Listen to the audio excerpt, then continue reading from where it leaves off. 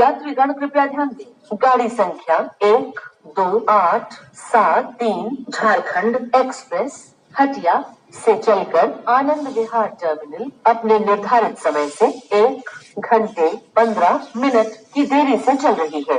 इसके यहाँ 14:25 पर पहुँचने की संभावना है। आपको हुई असुविधा के लिए हमें खेद है।